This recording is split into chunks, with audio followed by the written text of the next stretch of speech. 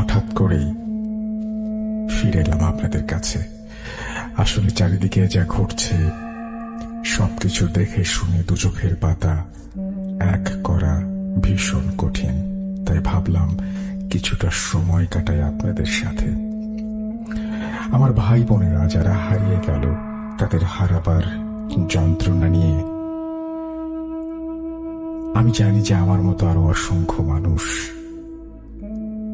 এ কদিন হয়তো দু চোখের পাতা এক করতে পারেননি। শূন্য হয়েছে মায়ের বুক, প্রিয়জনের হাহাকার, আমাদের কারোর মন ভালো নেই। তারপরেও আমি ভাবলাম যে কষ্টটা একা একা বয়ে নিয়ে বেড়াচ্ছিলাম, আপনাদের সাথে এসে যদি কিছু কথা বলি, কিছুটা সময় কাটাই, হয়তো কিছুটা হলেও স্বস্তি পাব। শুরু করছি একদম হঠাৎ করেই, কোনো পরিকল্পনা ছাড়া আজকের এই এপিসোডটি। আমি আসলে বেশি কথা বলবো না, সরাসরি ঘটনায় চলে যাব।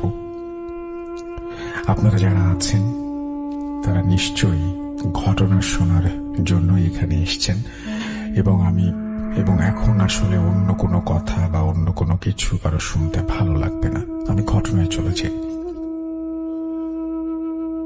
লিখছেন, আসসালামু আলাইকুম রাসেল ভাই, শুরু থেকে শুনে আসছি আপনি ভালোর দলে, তাই আর জিজ্ঞেস করলাম না কেমন আছেন। বেশ অনেকদিন ধরেই আপনাদের সাথে আছি এবং থাকবো ইনশাল্লাহ। এই প্রথম ইমেইল লিখছি, তাই কোন রকম ভুল হলে ক্ষমা প্রার্থী। আমার নাম তানভীর আহমেদ, ঠিকানা ধোলাইখাল, ঢাকা।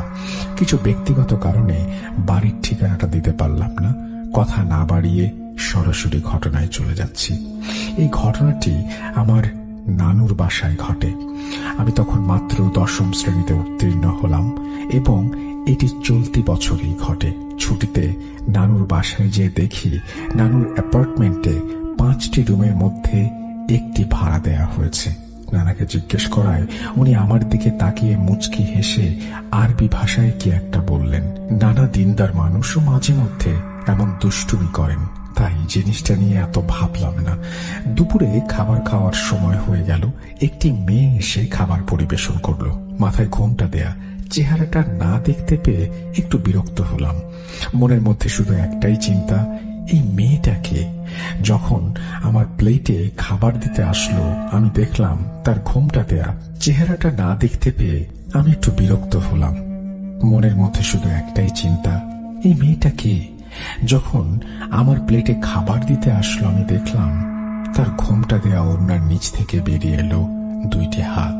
হাত দুটি এত সুন্দর যেন মনে হচ্ছে অপার্থিব কিছু, এবং মনে হচ্ছে অন্য কোনো পৃথিবী থেকে এসে এসে খাবার পরিবেশন করছে।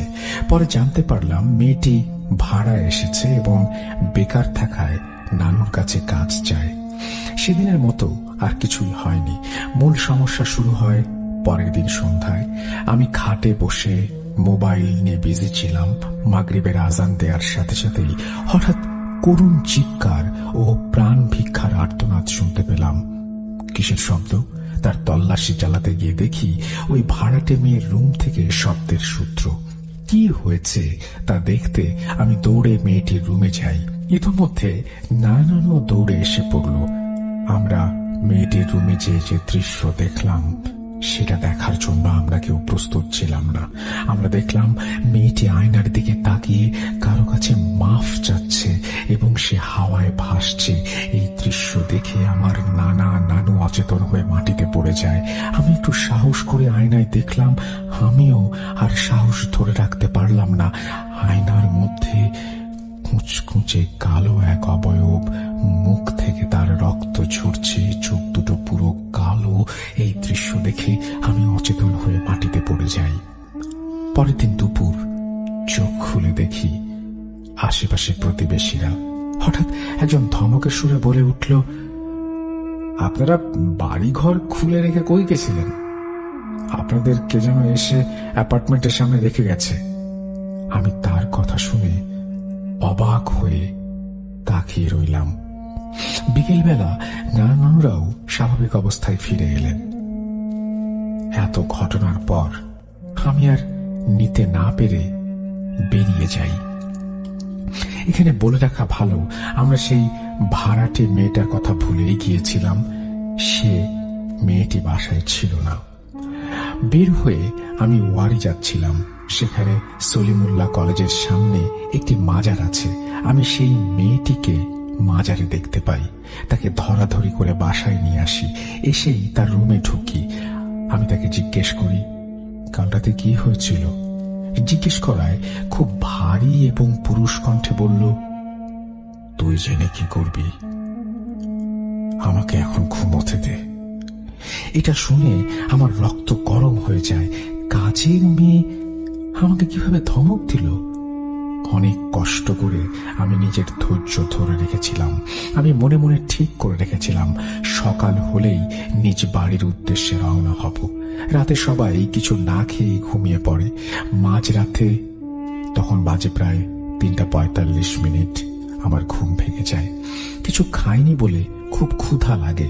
ফ্রিজে কি আছে তা দেখতে আমি পাকঘরের দিকে যাই। শুনলাম কাজের মেয়েটির ঘর থেকে কেমন ফিস ফিস শব্দ আসছে। এত রাতে কার কথা বলার শব্দ হবে তা জানতে আমি তার ঘরে যাই। যে নক করলাম, দেখি কোনো সাড়া শব্দ নেই। দরজাটা খোলা। হালকা একটু খুলে দেখলাম মেয়েটি এক নজরে জানালা দিয়ে বাইরে আকাশের চাঁদের দিকে তাকিয়ে আছে। আমি বললাম, হ্যাঁ মেয়ে, এত রাতে কার সাথে কথা বলছো? আর বাইরে কি দেখছো বাইরে? আমি একটু ধমকের সুরেই বলেছিলাম, কারণ আমার তার উপর রাগ ছিল। মেয়েটা আস্তে করে আমার দিকে তাকালো। পরক্ষণেই চাঁদের আলো জানালা ভেদ করে তার শরীরের উপরে পড়ল। দেখলাম সে কুঁজো হয়ে দাঁড়িয়ে আছে, হাত বাঁকানো। চেহারার দিকে তাকালাম, দেখে আমার পায়ের নিচের জমিন সরে গেল। চোখ দুটো কালো, সাদা কোনো অংশ নেই। মুখে বেড়ালের মতো লোম বেরিয়েছে। মাথায় কোনো চুল নেই। কিছু বুঝে ওঠার আগেই জানালার বাইরে থেকে একজনের বড় দুইটি হাত ঢুকলো।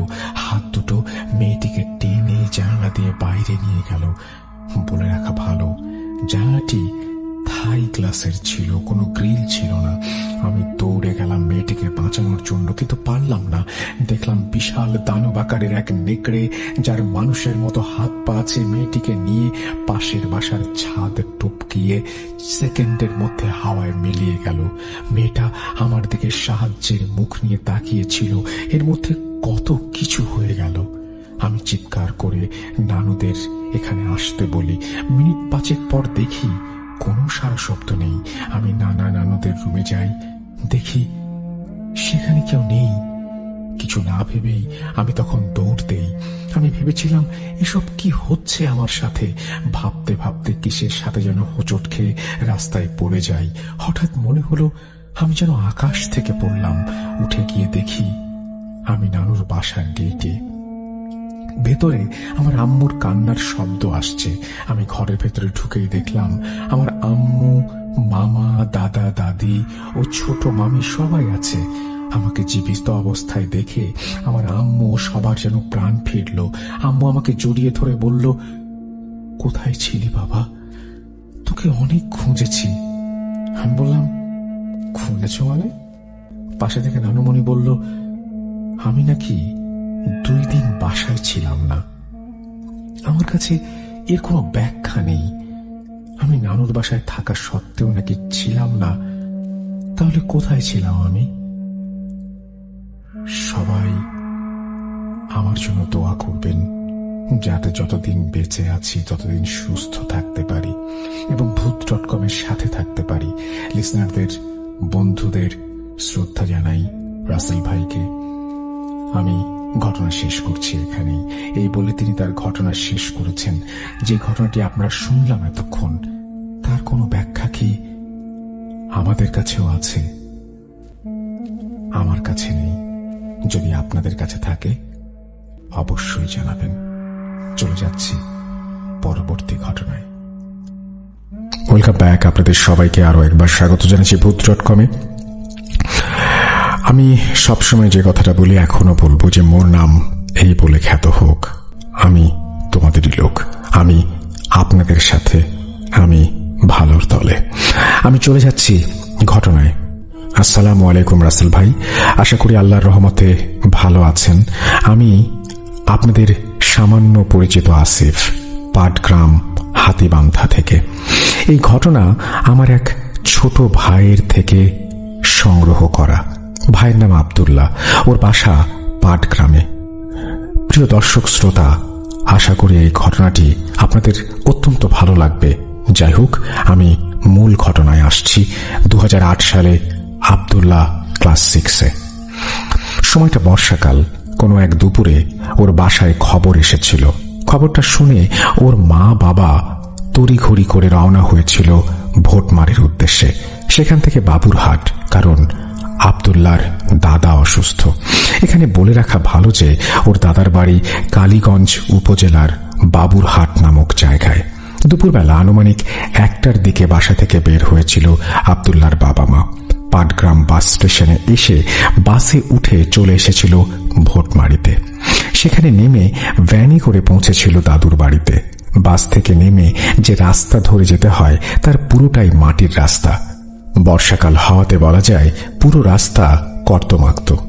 এজন্য বাড়িতে পৌঁছাতে বেশ সময় লেগেছিল 2 ঘন্টার মতো ভ্যানে করে। সময় আনুমানিক 3:30 হবে। বেশ কিছু সময় অতিবাহিত হওয়ার পর বাড়ি থেকে কল করে জানিয়েছিল আব্দুল্লাহকে যে ওর দাদা মোটামুটি ভালো, কিন্তু এর কিছুক্ষণ পর খবর পেয়েছিল ওর দাদা আর নেই, পরলোক গমন করেছে। আব্দুল্লাহ তৎক্ষণাৎ আর দেরি না করে দুঃখ ভারাক্রান্ত মন নিয়ে ওর বাড়ির পাশের এক মসজিদের এক ইমাম সাহেবের সাথে রওনা হয়েছিল দাদার বাড়ির উদ্দেশ্যে। সময় তখন 7:30। রাত ও গ্রামের ব্যাপার, তাই বাস থেকে যেখানে নেমেছিল সেখান থেকে দাদার বাড়িতে যাওয়ার জন্য কোনো গাড়ি পাওয়া যাচ্ছিল না। আব্দুল্লাহ আর পরিচিত সেই ইমাম সাহেবের কাছে হ্যান্ডসেট থাকাতে আব্দুল্লাহর ছোট চাচাকে কল করে বলেছিল সেখানে থাকতে, কারণ উনি এসে তাদেরকে নিয়ে যাবেন মোটরসাইকেলে করে। মোটরসাইকেল হওয়াতে দ্রুতই চলে এসেছিল, কিন্তু রাস্তা খারাপ ও মোটরসাইকেলের কন্ডিশন অনুযায়ী ওর চাচা দুজনের একজনকে নিয়ে যেতে পারবে বলে জানিয়েছিল। তাই আব্দুল্লাহকে রেখে সেখানে আবার ফিরে আসবে অপেক্ষা করতে বলে ইমাম সাহেবকে নিয়ে রওনা হয়েছিল বাড়ির উদ্দেশ্যে। এদিকে আব্দুল্লাহ যেটা করেছিল, নির্জন এলাকাতে অস্বস্তি বোধ করাতে একাই হাঁটতে শুরু করেছিল দাদার বাড়ির উদ্দেশ্যে। সে দাঁড়িয়েছিল একটা দোকানের টিনের চালার নিচে। গুড়ি গুড়ি বৃষ্টি উপেক্ষা করে ভিজতে ভিজতে চলছিল সে। এখানে আর একটা ব্যাপার, সেটা হচ্ছে সে তার দাদাকে খুব ভালোবাসত। দাদার মৃত্যুর কথায় খুব বিষণ্ণ হয়ে পড়েছিল। দাদাকে শেষ দেখাটা দেখার জন্য মন ব্যাকুল ছিল, তাই চাচার অপেক্ষা না করে হাঁটতে শুরু করেছিল। ওর দাদুর বাড়িতে যেতে 3টা বড় বড় বাঁশ ঝাড়। জায়গাটা এমন যেখানে বাড়ি তো বাড়ি, আর যেখানে নেই অনেক দূর অবধি শুধুই ক্ষেত। ও কিছু দূর যেতে একটা গ্রামের মোড় পায়। অন্ধকার রাত, একটু পর পর আকাশে বিদ্যুৎ চমকাচ্ছে। আব্দুল্লাহ সে মোড়ে যেতে দেখতে পেয়েছিল একজন সাদা আলখাল্লা ধরনের কাপড় পরিহিত বৃদ্ধ দাঁড়িয়ে আছে। লোকটির দাড়ি ছিল লম্বা। বিদ্যুতের আলোতে বৃদ্ধের মুখটা স্পষ্ট দেখা যাচ্ছিল না। বৃদ্ধকে পাশ কাটিয়ে যেতে লোকটি জিজ্ঞেস করেছিল, কোথায় যাচ্ছ? আব্দুল্লাহ জবাব দিয়েছিল, আমার দাদার বাড়িতে।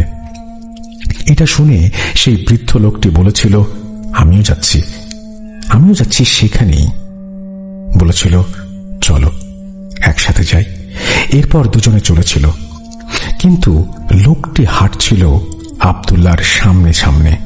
পাশাপাশি হতে পারছিল না আব্দুল্লাহ।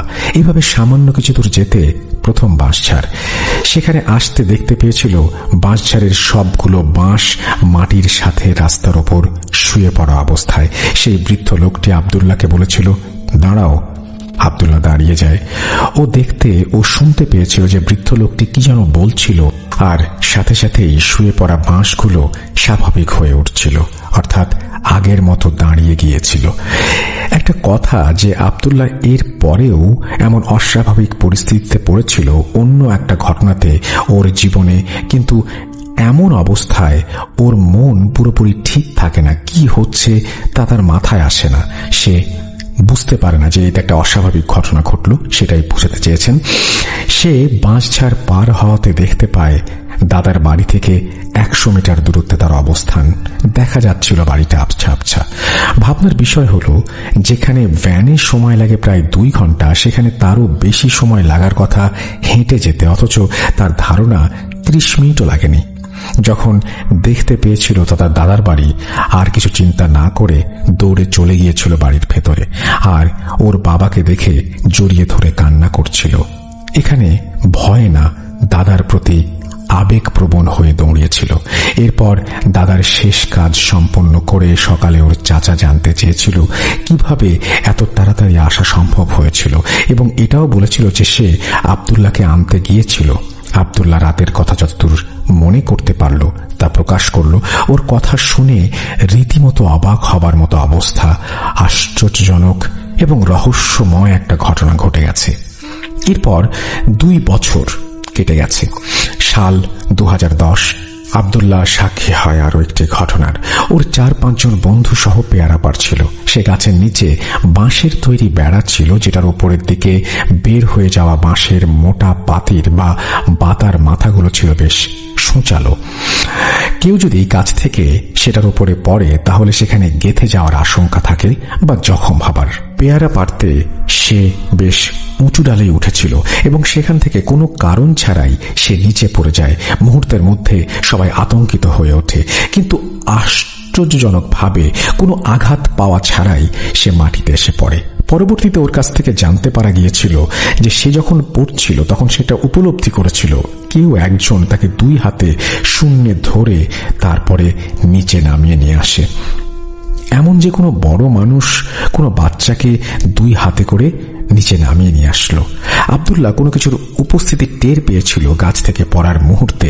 এমন না হলে ঘটনা হয়তো খুবই খারাপ হতে পারত। 2014-15 আব্দুল্লাহ তখন বগুড়ায় পড়াশোনার সুবাদে একটি মেসে থাকত। মেসের পরিবেশটা ছিল প্রায় একটা ফুটবল স্টেডিয়ামের সমতুল্য।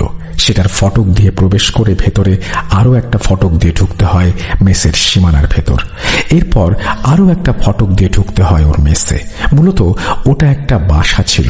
মেসের সামনে একটা বড় আম গাছ, মেসের পেছনে বেল গাছ, যেটার ডালপালা মেসের টিনের চালার ওপর পড়েছিল।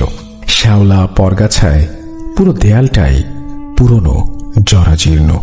মেসের যে রুমে থাকতো আব্দুল্লাহ, সে রুমের একটা জানালার পাশে ওর বিছানা। সে জানালার ধারে বেলগাছ। ঘটনা শুনতে এটাও জানতে পারা যায় যে এর আগে অনেকে এই মেসে টিকতে পারেনি, কারণ এখানে প্যারানরমাল অ্যাক্টিভিটি টের পাওয়া গিয়েছিল। এরকম অস্বাভাবিক পরিস্থিতিতে পড়তে হয়েছিল তাদেরকেও। তারপর কেউ গেলে কেউ আসতো হয়তো না জেনে, বা অনেকে জেনেও আসতো, কারণ সে মেসে ভাড়া অনেক কম হতো। যাই হোক, মেসের চালে আর জমিনে রাতে বেল পড়ার শব্দ হতো। অনেকে বেল পড়ার শব্দ পেয়েছে, কিন্তু সকালবেলা যখন যেত বেল তুলতে তখন দেখত যে সেখানে কিছুই নেই। কোনো কোনো দিন একেবারেই কোনো শব্দই পাওয়া যেত না। এর মধ্যে মাঝে মাঝে এমন শব্দ হতো যে কেউ যদি টিনে হেঁটে বেড়ায়, গা ঘেঁষে গেলে যেমন হয় সেরকম শব্দ। এত কিছুর পরেও আব্দুল্লাহ অন্যদের সঙ্গে থাকতো। তারা সেই প্রাচীরের ভেতরে ক্রিকেট খেলতো, কখনো রাতেও খেলতো লাইট জ্বালিয়ে। একদিন দিনের বেলা ক্রিকেট খেলতে বল প্রাচীর টপকায় বাইরে এক জঙ্গলের ভেতর পড়ে যায়। সেই বলটি বল কুড়াতে দেয়াল টপকিয়ে যায় আব্দুল্লাহ। জঙ্গলের পাশে ছিল পরিত্যক্ত টয়লেট। আব্দুল্লাহ জঙ্গলের ভেতরে বল খুঁজতে খুঁজতে দেখতে পেয়েছিল সেই পরিত্যক্ত টয়লেটের ভেতর থেকে 2টা বাচ্চা বের হয়ে আসছে। বাচ্চা দুটো এত ছোট ছিল যে তারা হামাগুড়ি দিয়ে বেরিয়ে আসছিল। টয়লেটের ওপর থেকে নিচে নামার যে সিঁড়ি ছিল, সেই সিঁড়ি দিয়ে একটা বাচ্চা নেমে এসে আব্দুল্লাহ দেখে বল নিয়ে আসে আর হাত বাড়িয়ে বল নিতে বলছিল, ভাইয়া এই যে বল। বাচ্চাটা যখন বলছিল ভাইয়া এই যে বল, তখন দুটো বাচ্চাই একসাথে আব্দুল্লাহর দিকে খুবই অদ্ভুত দৃষ্টিতে তাকিয়েছিল। আগে জানিয়েছি যে আব্দুল্লাহ এমন অস্বাভাবিক পরিস্থিতিতে পড়লে ওর মাথায় স্বাভাবিক চিন্তা কাজ করে না, একটু ভালো মন্দ চিন্তার বাইরেই থাকে। বাচ্চাটা যখন ওভাবে বল নিয়ে এসেছিল তখন আব্দুল্লাহ বল নিতেই এগোচ্ছিল। ঠিক তখন আব্দুল্লাহ বুঝতে পেরেছিল ওর বাম দিকে কেউ একজন সাদা কাপড় পরিহিত দাঁড়িয়ে বলেছিল, এই আব্দুল্লাহ কই যাও? আব্দুল্লাহ স্পষ্ট দেখতে পায় তাকে এবং কিছুক্ষণের মধ্যে জ্ঞান হারায়। জ্ঞান ফেরার পরে সবাই ঘটনা জানতে পারে। ওর মেসে 3টা রুম ছিল, এর মধ্যে একটাতে এক জায়গায় এক বেডে প্রতি রাতে 2টা থেকে 3টার মধ্যে বেডটা কেঁপে উঠত। প্রতি রাতেই যদি বিছানা বা বেড চেঞ্জ করা হতো, অর্থাৎ ওই জায়গায় অন্য কোনো বেড আনা হতো, তবুও প্রতি রাতে ঠিক ওই সময়ে বেড কেঁপে উঠত। অন্য এক রুমে এক বিছানায় যেই থাকতো তাকেই রাতে বোবায় ধরত, অর্থাৎ বিজ্ঞানের ভাষায় যেটাকে স্লিপিং প্যারালাইজড বলা হয়। প্রতি সপ্তাহে 2 থেকে 3 দিন এটা অবশ্যই হতো। আর বাকি যে রুম ছিল একটা, সেটাতে রাতে খুবই খারাপ ধরনের স্বপ্ন দেখাতো।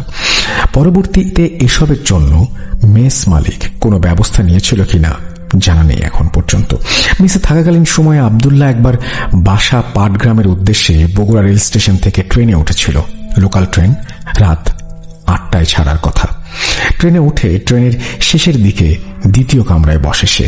অল্প কিছু লোক জায়গায় জায়গায় নামতে নামতে একসময় ট্রেনের সেই কামরা পুরোটাই ফাঁকা হয়ে যায়। জায়গাটা হলো লালমনিরহাট স্টেশন। আব্দুল্লাহ ফাঁকা কামরায় থাকতে না চেয়ে সে ভাবল মানুষ যে কামরায় আছে সেই কামরায় গিয়ে উঠি। তো সে উঠল প্রথম বগিতে। সেই বগিতে কিছু লোক ছিল, তারাও সব নেমে যাওয়াতে রইসবাগ নামক একটি জায়গায় ট্রেন আসলে সেই বগিটাও ফাঁকা হয়ে যায়। সে বসেছিল যেদিকে, মুখ করে সেদিকে শেষের দিকে লক্ষ্য করেছিল হঠাৎ কিছু লোকের উপস্থিতি, কিছু লোকের সরগম, কিন্তু লোক থাকার কথাই নেই। কারণ চলন্ত ট্রেন কিছু দূর যাবার পরে যে গতি ওঠায় সেখানে নতুন করে কোনো লোক ওঠা অসম্ভব। অথচ 3 বা 4 জনকে সে দেখতে পেয়েছিল। গা ছমছমে ব্যাপার একটা, কেউ বসে আর কেউ দাঁড়িয়ে কথা বলছিল। বিষয়টা স্বাভাবিকভাবে নিজের মতো করে নিয়ে বসেছিল সে। একটু পর বুঝতে পেরেছিল ও ছাড়া আর কেউ নেই বগিতে। ট্রেন চলছিল ঠিকঠাক। আব্দুল্লাহ আবার কিছু লোকের সরগম শুনতে পায়, বুঝতে পারে, উপলব্ধি করতে পারে। সে সেদিকে তাকাতে চিন্তা করতেই পাশ থেকে একজন সেদিকে তাকাতে নিষেধ করেছিল। কে তাকে নিষেধ করছে সেটা দেখতে আব্দুল্লাহ তাকালো। সে দেখতে পেয়েছিল যে তার পাশে বসে আছে, তার হাতের পাশেই, কিন্তু ট্রেনের অন্যদিকে জানালার পাশে বাইরের দিকে বসেছিল সেই বৃদ্ধটি, যাকে এর আগেও সে বিভিন্ন পরিস্থিতিতে দেখেছে। ট্রেনের ভেতরে যে লাইটগুলো সেগুলোর ভোল্টেজ আপ ডাউন করছিল, এজন্য স্পষ্টভাবে সে দেখতে পায়নি সেই বৃদ্ধকে। স্বভাবতই আব্দুল্লাহ আর চিন্তা করল না যে কেমন করে সেখানে আসলো। এরপর আব্দুল্লাহ তার সাথে থাকা ব্যাগ নিয়ে সেই বৃদ্ধের কাছে বসেছিল। কিছুক্ষণ থাকার পর সেখানে ভালো লাগছিল না তার, এই জন্য সে আগের জায়গায় চলে গিয়ে বসেছিল। জানালার দিকে মুখ করে বাইরে অন্ধকারের দিকে তাকিয়েছিল। চলতে চলতে টের পেয়েছিল সেই বৃদ্ধ সহ ওই লোকগুলোর উপস্থিতি আর নেই। কোনো কথা নাই, একদম নিঃশব্দ ট্রেনের ভেতর, সবাই গায়েব। আবারও রক্ত হিম করা পরিবেশ। এরপর ট্রেন যখন কালীগঞ্জ নামক স্টেশনে, তখন ওই বগিতে কিছু লোক উঠেছিল। এরপর পাটগ্রামে আসে কোনো সমস্যা ছাড়াই। লোকাল ট্রেন হওয়াতে অনেক রাতে নামতে হয়েছিল স্টেশনে। রাত তখন 1টা-2টা। স্টেশন থেকে বাসায় ফেরার পথে শহরের ভেতরে কিছু বখাটেদের খপ্পরে পড়েছিল এবং টাকা সহ বিভিন্ন কিছু তারা হাতিয়ে নেয়। আব্দুল্লাহ তখন বলেছিল সকাল হলেই খবর পাওয়া যাবে তোমরা কারা। ওর এই কথায় ওই দলের একজন আব্দুল্লাহর চেহারায় আলো জ্বালাতেই চিনতে পারে এবং ওকে ছেড়ে দেয় এবং যা নিয়েছিল তা ফিরিয়ে দেয়। এরপর সে বাসায় ফেরে আর কোনো সমস্যা ছাড়াই। এই ছিল ঘটনা, যে ঘটনাটির প্রতিটি অস্বাভাবিক পরিস্থিতিতে কেউ না কেউ এসে অথবা কেউ একজন এসে বিপদ থেকে উদ্ধার করেছিল। আসলে কে ছিল সেই বৃদ্ধ, এটাই প্রশ্ন। কোনো ফেরেশতা নাকি ভালো কোনো জিন যে আব্দুল্লাহর জন্য এসেছিল? আব্দুল্লাহ ওর দাদাকে খুব ভালোবাসত, এই জন্য হয়তো আধ্যাত্মিক কোনো ব্যাপার ছিল ওর দাদাকে ভালোবাসার বিপরীতে আল্লাহর আদেশে আব্দুল্লাহ এখনো মাঝে মধ্যে বড় কোনো বিপদে পড়লে সেখান থেকে রক্ষা পায়। সবার সুস্থতা কামনা করি। ইনশাল্লাহ আবারও ঘটনা পেশ করব। ঘটনা প্রস্তুত আছে। আসসালামু আলাইকুম। পাটগ্রাম হাতিবান্ধা থেকে পাঠিয়েছেন আসিফ।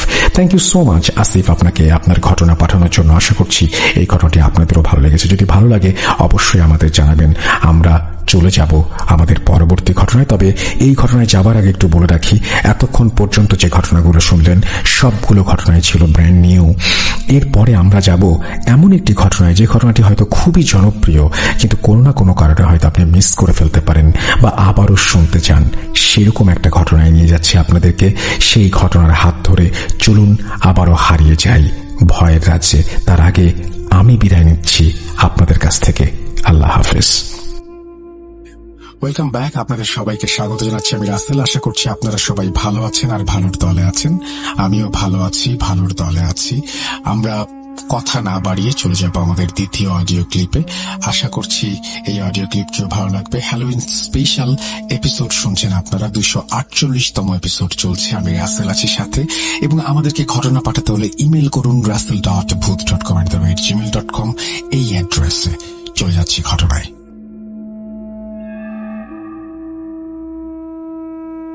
আসসালামু আলাইকুম রাসেল ভাই, আমার প্রিয় শ্রোতা বন্ধুরা, কেমন আছেন সবাই? আশা করি সবাই ভালো আছেন। আর রাসেল ভাই সবসময় ভালোর দলে, সেই জন্য রাসেল ভাইকে আলাদা করে জিজ্ঞাসা করলাম না। আমি আমার নামটা শেয়ার করতে চাই না, আর আমি নওগাঁ জেলার কোন একটা জায়গা থেকে বলতেছি। গ্রামের নামটাও শেয়ার করতে পারলাম না, দুঃখিত। গত 2 বছর ধরে চিন্তা করতেছি যে booth.com-এ আমার কাছে অনেকগুলো স্টোরি আছে, একটা একটা করে শেয়ার করবো, বাট কখনো সময় করে উঠতে পারি নাই। হঠাৎ এখন বাজে রাত 3:30, ঘুম আসতেছে না, তো ভাবলাম যে একটা ঘটনা শেয়ার করাই যায়। তো রেকর্ডিং করতে বসে পড়লাম। আর লেখালেখি করার ধৈর্য আমার নাই, অনেক লিখতে হবে। আর স্টুডিওতে এসে ঘটনা শেয়ার করা আমার পক্ষে সম্ভব না। নওগাঁ জেলা ঢাকা থেকে অনেক দূরে, এটা পসিবল না। তো বেশি কথা না বলি, ঘটনায় চলে যাই। ঘটনাটা মূলত আমার ছোট ভাই, ব্রাদার, ফ্রেন্ড সার্কেল নিয়ে। আমরা তো গ্রামের মানুষ। গ্রামে সচরাচর তালের সময় ভাদ্র মাসে ছেলেপেলেরা রাত জেগে বসে থাকে তাল কুড়ানোর জন্য। তালের পিঠা, অনেক কিছু হয় গ্রামে। রাসেল ভাই হয়তো জেনে থাকবেন। তো একদিন সবাই মিলে পরিকল্পনা করলাম যে সবাই রাত জাগবো, একটা পিকনিক করে সবাই মিলে তাল কুড়াবো। আমি, আমার 2টা ফ্রেন্ড আর সাথে 2টা ছোট ভাই ছিল। সবাই মিলে একটা পিকনিকের ব্যবস্থা করলাম। আমাদের বাড়ির পাশে একটা প্রাইমারি স্কুল আছে, প্রাইমারি স্কুলের মাঠে সবাই মিলে পিকনিকের ব্যবস্থাটা করলাম। তো পিকনিক আমাদের শেষ করতে করতে প্রায় রাত 12টা, 12:30 বেজে গেল। খাওয়া দাওয়া শেষ করে সবাই 1টা-1:30 নাগাদ একটা করে লাঠি হাতে করে নিয়ে তাল কুড়ানোর উদ্দেশ্যে রওনা দিলাম। আর একটা কথা বলে রাখতেছি, আমাদের দুষ্টামি তো সবাই করে, আর ছেলে পেলে মানুষ তো দুষ্টামি করবেই, এটা তো স্বাভাবিক। আমরা কি করতাম, তাল কুড়োতে গেলে যদি দেখি যে আমাদের আগে গিয়ে কেউ তালগুলোকে কুড়িয়ে নিয়ে চলে আসছে, তখন তো তাল পাওয়া যায় না। তো বড় কোনো দা হাতে করে নিয়ে আমরা বের হই। আমাদের মধ্যে দুইটা বাদর আছে। বাদরের করে বলতেছি কারণ ফ্রেন্ড তো ওরা গাছে খুব ভালো উঠতে পারে। গাছে উঠে তাল পেড়ে নিয়ে আসি। যখন পাওয়া যায় না তাল, তো বস্তা নিয়ে সবাই রওনা দিলাম। একটা ছোট্ট ডোবা আছে, ডোবার পাশে, ওটাকে আমরা তালতলি নামে চিনি সবাই। অনেকগুলো তালের গাছ ওখানে রয়েছে। পাশে একটা কবরস্থান রয়েছে, অনেক পুরনো। আমরা তো কবরস্থানে যাব না, কবরস্থানের পাশেও যাব না, ওইটা অপোজিটে। তো সবাই চলে গেলাম সেখানে। যাওয়ার পরে দেখতেছি তাল নাই, কে জানি সব তাল নিয়ে চলে গেছে। তো একটা ফ্রেন্ড তখন বলতেছে যে ই করি, আমি গাছে উঠি আর আমাকে দড়ি দিয়ে তালগুলো বেঁধে বেঁধে নামাই দেবো, তোরা নিচে থেকে শুধু নিয়ে নিবি। সে গাছে উঠে পড়ে, অনেকক্ষণ হয়ে যায়, তার কোনো আওয়াজ নাই। আমরা সবাই চুপ করে নিচে বসে আছি, লাইটও মারতে পারতেছি না, কারণ লাইট মারলে সবাই দূর থেকে দেখে ফেলবে। তো তাকে আমরা বলতেছি, মানে আস্তে আস্তে করে বলতেছি, কি রে তোর এতক্ষণ লাগতেছে কেন?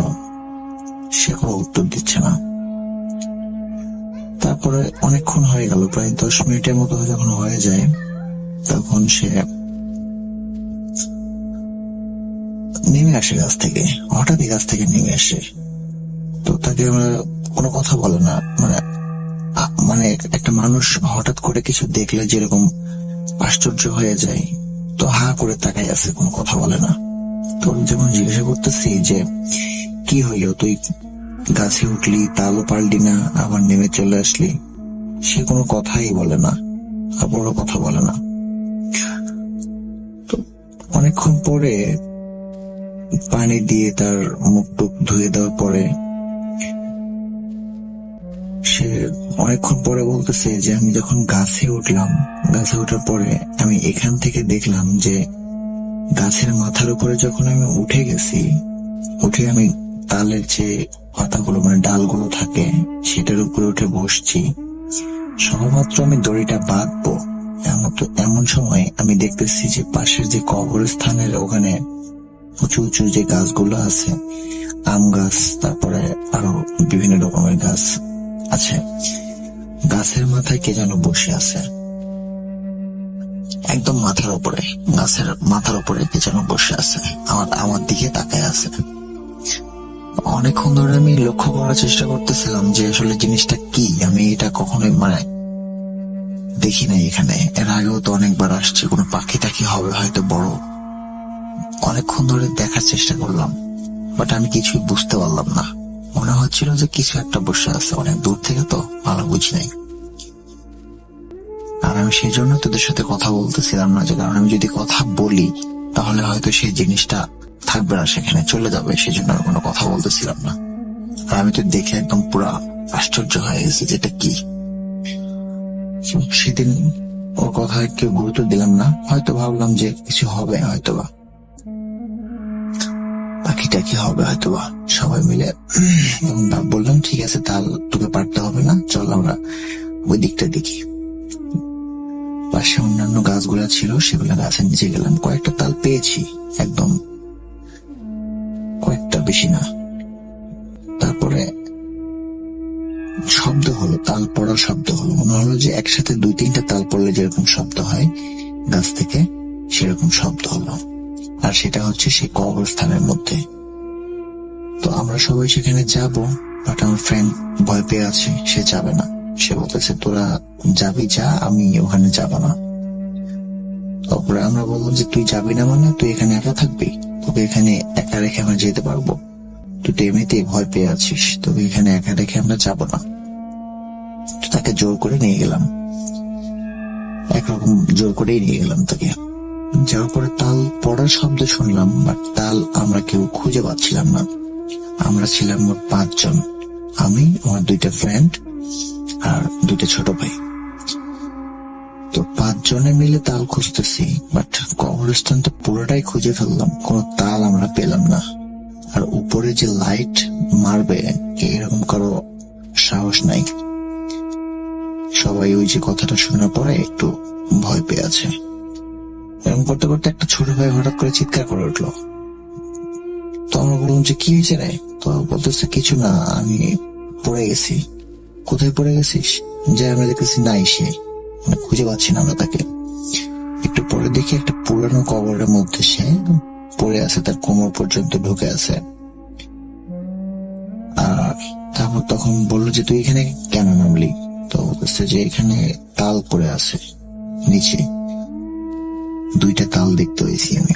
তো সে লাইট মারার পরে আমরা দেখতেছি যে একটা তাল আর একটা হচ্ছে মানুষের মাথার খুলি। এটা দেখার পরে রাসেল ভাই আপনাকে কিভাবে বোঝাই যে ওই সময়টাতে আমাদের কি অবস্থাটা হয়েছিল। সঙ্গে সঙ্গে ওখান থেকে বের করে নিয়ে ভয় যদিও পাই নাই তেমন একটা, তারপরও অনেকটা বেশি ভিতরে একটা আতঙ্ক সৃষ্টি হয়ে গেছে যে এমনিতে একটা আগে ফ্রেন্ড একটা কথা বলে ভয় ধরিয়ে রাখছে ভেতরে। তো তারপরে সবাই বের হয়ে গেলাম ওখান থেকে। আর সেদিন তাল কুড়ানো হলো না। পরে একদিন আবার বের হলাম যে সেদিন তো তাল কুড়ানো হলো না, তাহলে চল আর একদিন বের হই। তো সেই ফ্রেন্ডটা যেদিন ভয় করছিল সে আর গেল না সাথে। সে বলতেছে আমি আর যেতে পারবো না, আমি আর তাল কখনো করতে যাবো না, তোরা যা। তো তখন আমরা 4 জন বের হলাম। বের হইতেই সেদিন আর ওইদিকে যাই নাই, অন্যদিকে গেলাম। যাওয়ার পরে মানে সবেমাত্র বাসা থেকে বের হয়ে একটু দূরে গেছি। একটু দূরে যাওয়ার পরে একটা বড় পুকুর আছে। পুকুরের অপোজিটে 2-3টা তালের গাছ আছে।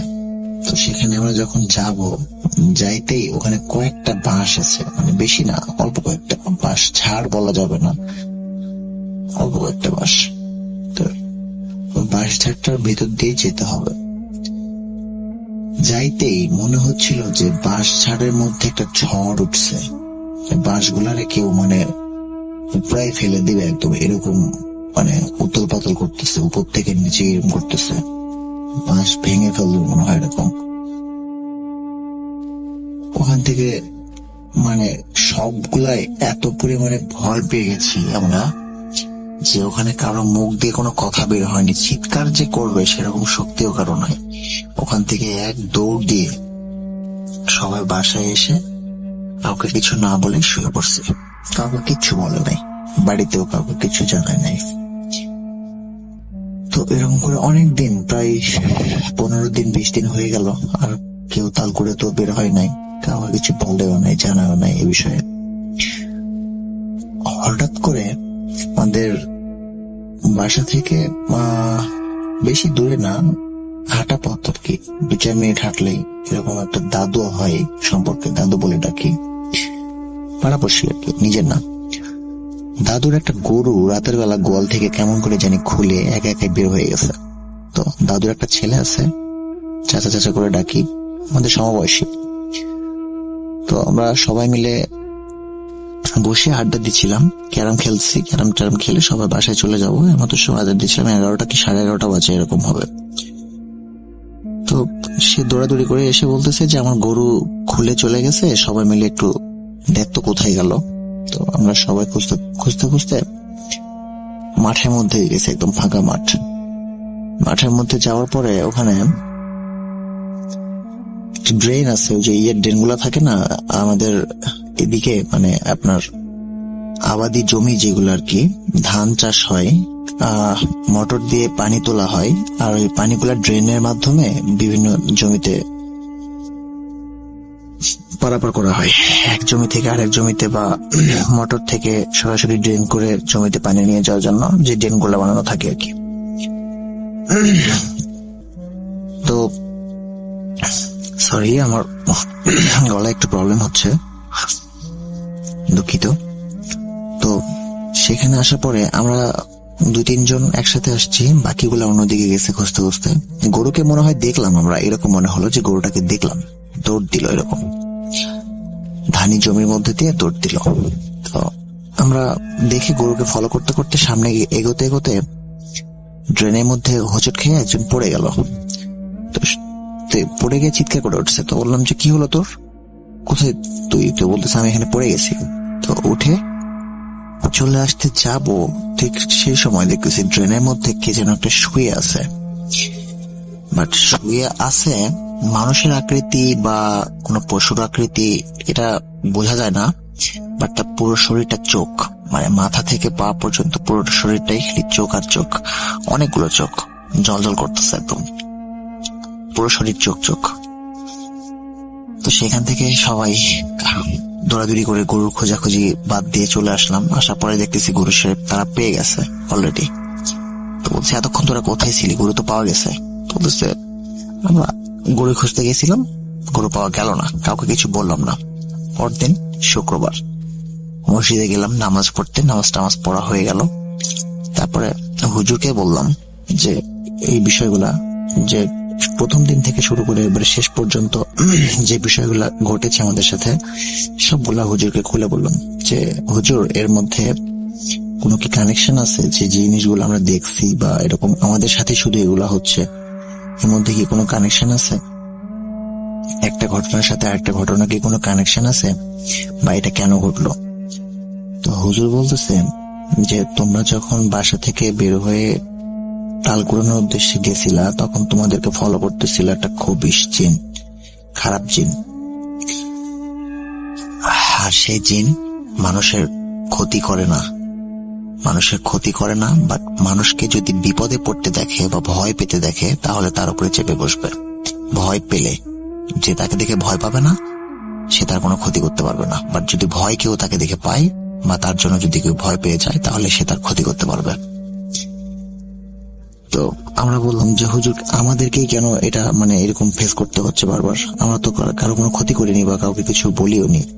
তখন হুজুর বলল যে তোমরা যে গাছটাতে উঠেছিলা তাল নামানোর জন্য, তোমরা কি তাল নামাইতে গেছিলা? হ্যাঁ, তাল নামাইতে গেছিলাম, পাই নাই তাল, সেই জন্য তাল নামাইতে গেছিলাম। তো তোমরা যে তাল গাছটায় তাল নামাইতে গেছিলা, সেই তাল গাছটাতে তার বসবাস, সেখানে সে থাকে। আর কবরস্থানের মধ্যে যেটা তোমরা দেখছো মাথার খুলি, এটা কোনো ভৌতিক বিষয় না, এটা কবরস্থানে মাথার খুলি থাকতেই পারে, এটা কোনো বিষয় না। আর সেদিন যে চোখটা দেখছো তোমরা, সেটা ছিল ওই জিনটাই, যে জিনটা তোমরা তাল গাছ থেকে তাল পড়ার সময় যে জিনটাকে ডিস্টার্ব করছিল, সেটা ছিল ওই জিনটাই। আর কয়েকটা দিন তোমরা বাসা থেকে রাতের বেলা বের হইও না, সে তোমাদেরকে ফলো করতেছে, তোমাদের ক্ষতি করার চেষ্টা করবে, বাসা থেকে বের হয়ে না। আর কালকে সন্ধ্যার সময় আমার সাথে তোমরা সবাই দেখা করবো। তো তখন আমরা সবাই মিলে হুজুরের কাছে গেলাম। হুজুর তাবিজ দিলেন আর কিছু ফর্মুলা শিখিয়ে দিলেন যে এগুলা পাঠ করে অল টাইম রাতের বেলা ঘুমাবো, কয়েকটা দিন এভাবে থাকো, তারপরে কোনো সমস্যা হবে না ইনশাল্লাহ। তো হুজুর এরকম করে বলে সবাইকে বিদায় করে দিলেন। সেদিন রাত্রেবেলা হুজুরের কাছ থেকে ফেরার পরে হঠাৎ করে দেখতেছি, মানে ফোন আসলো আমার ফোনে। আমার একটা ফ্রেন্ড আমাকে ফোন দিয়ে বলতেছে, বন্ধু আমার তো শরীর অনেক খারাপ, আমার গায়ে জ্বর আসছে, তো তুই কি একটু আসতে পারবি আমার বাসায়? তো আমি একা আছি, আব্বু আম্মু নানা বাড়িতে বেড়াতে গেছে।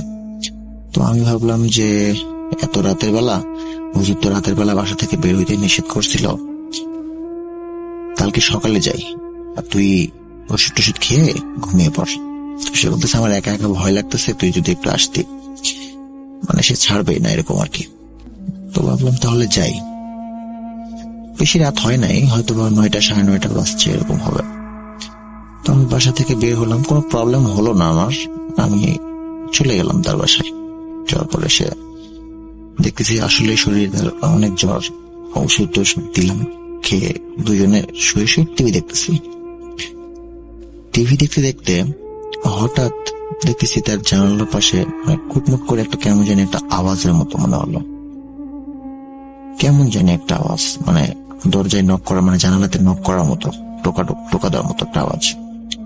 আমি তখন বললাম যে টিভিটা মিউট কর একটু হালকা করে। টিভি মিউট করার পরে শুনতেছিলাম না, আর কোনো সাউন্ড নাই। আবার যখন টিভি দেখতেছি দুজনে, একটু পরে আবার এরকম করতে করতে আমি তখন বললাম একটা কাজ কর, লাইটটা অফ কর, রুমের লাইটটা অফ করে দিয়ে টিভিটা অফ করে দে। দিয়ে আমরা দুজনে জানালা অপোজিটে গেলাম। অপোজিটে যাওয়ার পরে ওকে বললাম যে জানালাটা হালকা করে একটু খুলে দিয়ে রাখ, আমি দেখবো যে বিষয়টা কি। আর আমার রাসেল ভাই একটা কথা কি, মানে আমি একটু ছোটবেলা থেকেই, মানে গেম ঐতিহ্য হওয়ার পর থেকে আমার ভয়টা একটু কম। আর আমি এই বিষয়গুলো নিয়ে তেমন একটা ভাবতাম না, বিশ্বাসও করতাম না। আমার সাথে এত কিছু হওয়ার পরেও একটু ভয় ভয় লাগছিল, তারপরেও একটু সাহস করে বললাম যে আমি দেখতে চাই আসলে জিনিসটা কি। আর হুজুর তো আমাদেরকে তাবিজ দিছে, আমাদের তো সমস্যা হবে না। তো তারপরে দেখতেছি একটা হাত, সুন্দর একটা হাত, ফর্সা, পরিষ্কার, একবারে ফ্রেশ। বাট পুরুষ মানুষের হাত না মেয়ে মানুষের হাত সেটা বোঝা যায় নাই। হাতটা এসে জানালার সামনে এসে আবার চলে গেল, কিছু মানে নক করলো না বা জানালার ভিতরে হাতে দিল না, এরকম। তো তখন আমি হুজুরকে পরের দিনে সকালবেলা হুজুরের সাথে দেখা করলাম, হুজুরকে বললাম সব বিষয়টা খুলে। তখন হুজুর বললো যে ওইটা কোনো জিন ছিল না, ওইটা কোনো জিন ছিল না, তোমাদেরকে ভয় পাওয়ানোর জন্য এটা তোমাদেরই পরিচিত কেউ করেছে। তারপরে পরে পরে জানতে পারতেছিলাম যে আমাদের যে ছোট ভাইগুলা ছিল, ওই ছোট ভাইগুলোর সাথে প্ল্যানিং করে আমার যে আরেকটা ফ্রেন্ড ছিল, ওই ফ্রেন্ড এই কাজটা করছে আমাদেরকে ভয় পাওয়ানোর জন্য। তো ইনশাল্লাহ তারপর থেকে আর কোনো সমস্যা হয় নাই, আর আমরা তালকুড়াতে রাতে আর বেরো হই নাই। আর আমার এই বিষয়গুলো নিয়ে তেমন কোনো ভয়ও লাগে না এখনো। কখনো মুখোমুখি হই নাই সরাসরি, এরকম আংশিক একটু ভয় পাইছি, বাট কখনো সরাসরি সামনাসামনি মুখোমুখি হই নাই। তো রাসেল ভাই, এই ছিল ঘটনা। আর আমার কাছে আমার নিজের বোনের, আমার বড় বোনের একটা খুবই রোমহর্ষক একটা ঘটনা আছে। আমার বোনকে জিনে নিয়ে গেছিল, মানে নিয়ে যেতে চাইছিল আর কি, পারে নাই। তো ঘটনাটা এটা যদি সিলেক্ট করেন তাহলে ওটা নেক্সট টাইম সেন্ড করব। সবাই ভালো থাকবেন, আসসালামু আলাইকুম। ওয়েলকাম ব্যাক, আপনাদের সবাইকে স্বাগত জানাচ্ছি আমি রাসেল। আশা করছি আপনারা সবাই ভালো আছেন এবং ভালোর দলে আছেন। তো এই ছিল আমাদের আজকের আয়োজন, হ্যালোইন স্পেশাল এপিসোড শুনলেন আপনারা। জানি না কতটুকু আনন্দ দিতে পেরেছি, যদি এতটুকু আনন্দ দিতে পারি তাহলে নিজেকে ধন্য মনে করব। আমাদের কোন কোন জায়গায় সংশোধন করা প্রয়োজন, কোন কোন জায়গায় আমরা আরো বেশি ভ্যালু অ্যাড করতে পারি, সে সমস্ত ব্যাপারে আপনাদের সুচিন্তিত মতামত আমাদেরকে অবশ্যই জানাবেন। আমাদের ফেসবুক পেজ রয়েছে, আপনারা ইনবক্স করতে পারেন। আমাদের ইমেল অ্যাড্রেস রয়েছে, সেখানে আমাদেরকে জানাতে পারেন। আমাদের ইউটিউব চ্যানেল রয়েছে, সেখানে আপনারা আমাদেরকে কমেন্ট করতে পারেন। আমরা চলে যাচ্ছি, আজকের মতো বিদায় নিচ্ছি। ফিরে আসবো আবারও আগামী শুক্রবার। সেই পর্যন্ত সবাই ভালো থাকুন, সুস্থ থাকুন, মোস্ট ইম্পর্টেন্টলি ভূত.com এর সাথে থাকুন। আল্লাহ হাফেজ। আজকের এই এপিসোডটি কেমন হয়েছে অবশ্যই কমেন্টে জানাবেন। সবাই ভালো থাকবেন, সুস্থ থাকবেন। আল্লাহ হাফেজ।